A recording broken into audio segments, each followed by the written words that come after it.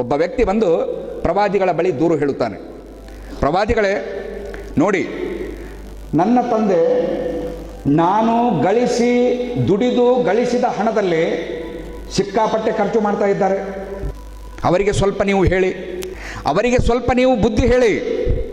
ನಾನು ದುಡಿದು ಗಳಿಸಿದ ಸಂಪತ್ತಿನಲ್ಲಿ ಅವರು ಖರ್ಚು ಮಾಡ್ತಾ ಇದ್ದಾರೆ ನನ್ನ ತಂದೆ, ನೀವು ಅವರಿಗೆ ಬುದ್ಧಿ ಹೇಳಿ. ಪ್ರವಾದಿಗಳು ಹೇಳ್ತಾರೆ, ಬುದ್ಧಿ ಹೇಳುವುದು ಅವನಿಗಲ್ಲ ನಿನಗೆ ಅಂತ.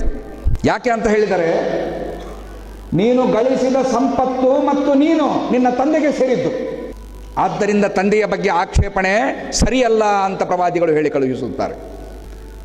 ತಂದೆ ಯಾರ ಮನೆಯಲ್ಲಿರಬೇಕು, ತಾಯಿ ಯಾರ ಮನೆಯಲ್ಲಿರಬೇಕು? 4-6 ಜನ ಮಕ್ಕಳಿದ್ದರೆ ತಂದೆ ತಾಯಿಗಳ ಗೋಳು ಹೇಳುತ್ತಿರೋದು.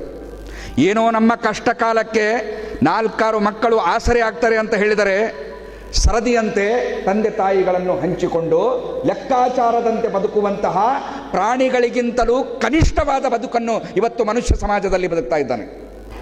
ತಂದೆ ವಯಸ್ಸಾಗಿತ್ತು, ಅಂಗಳದಲ್ಲಿ ಕುಳಿತಿದ್ದ. ಮಗ ಆಫೀಸಿಗೆ ಹೋಗಿ ಬಂದ. ಕಣ್ಣು ಮಸುಕಾಗಿತ್ತು, ಸರಿಯಾಗಿ ಕಾಣ್ತಾ ಇರಲಿಲ್ಲ, ಕಿವಿ ಕೇಳಿಸುತ್ತಿರಲಿಲ್ಲ. ಆ ಅಂಗಳದಲ್ಲಿ ಅನ್ನದ ಅಗಳನ್ನು ತಿನ್ನಲಿಕ್ಕೆ ಒಂದು ಕಾಗೆ ಬಂತು. ಮುದುಕ ಕೇಳ್ತಾನೆ ಮಗನಿಗೆ, ಬಾರಪ್ಪ ಇಲ್ಲಿ ಅಂತ. ಅಲ್ಲಿ ಕಾಣ್ತಾ ಇದೆಯಲ್ಲ ಏನದು ಅಂತ ಕೇಳ್ತಾನೆ. ಮಗ ಹೇಳ್ತಾನೆ, ಅದು ಕಾಗೆ ಅಪ್ಪ ಅಂತ ಹೇಳ್ತಾನೆ. ಸ್ವಲ್ಪ ತಡೆದ ಮೇಲೆ ಮತ್ತೆ ಕೇಳ್ತಾನೆ, ಅದು ಏನು ಅಂತ. ಆಗ ಅವನು ಹೇಳ್ತಾನೆ, ಕಾಗೆ ಅದು ಅಂತ ಹೇಳ್ತಾನೆ ಸ್ವಲ್ಪ ಜೋರಾಗಿ. ತಂದೆ ಮತ್ತೊಮ್ಮೆ ಕೇಳ್ತಾನೆ, ಯಾಕೆ ಅವನಿಗೆ ಕಿವಿ ಕೇಳಿಸುತ್ತಿರಲಿಲ್ಲ, ಕಣ್ಣು ಮಂಜಾಗಿದೆ. ಮಗ ಹೇಳಿದ್ದು ಕೇಳಲಿಲ್ಲ ಆತನಿಗೆ ಸರಿಯಾಗಿ. 3ನೆಯ ಬಾರಿ ಕೇಳ್ತಾನೆ, ಅದು ಏನಪ್ಪ ಅಂತ ಕೇಳಿದಾಗ ಮಗ ಕೂಡಲೇ ಕೋಪದಿಂದ ಸಿಟ್ಟಿನಿಂದ, ಎಷ್ಟು ಬಾರಿ ನಿನಗೆ ಹೇಳಬೇಕು ಅದು ಕಾಗೆ ಅಂತ ಗದರಿಸಿ ಬಿಡ್ತಾನೆ. ಆಗ ತಂದೆ ಮಗನನ್ನು ಕೈ ಹಿಡಿದುಕೊಂಡು ಮನೆಯೊಳಗೆ ಹೋಗ್ತಾನೆ. ಬಾ, ಒಂದು ಹಳಿ ಪೆಟ್ಟಿಗೆ, ಆ ಪೆಟ್ಟಿಗೆಯಿಂದ ಒಂದು ಪುಸ್ತಕ ತೆಗಿತಾನೆ, ಡೈರಿ.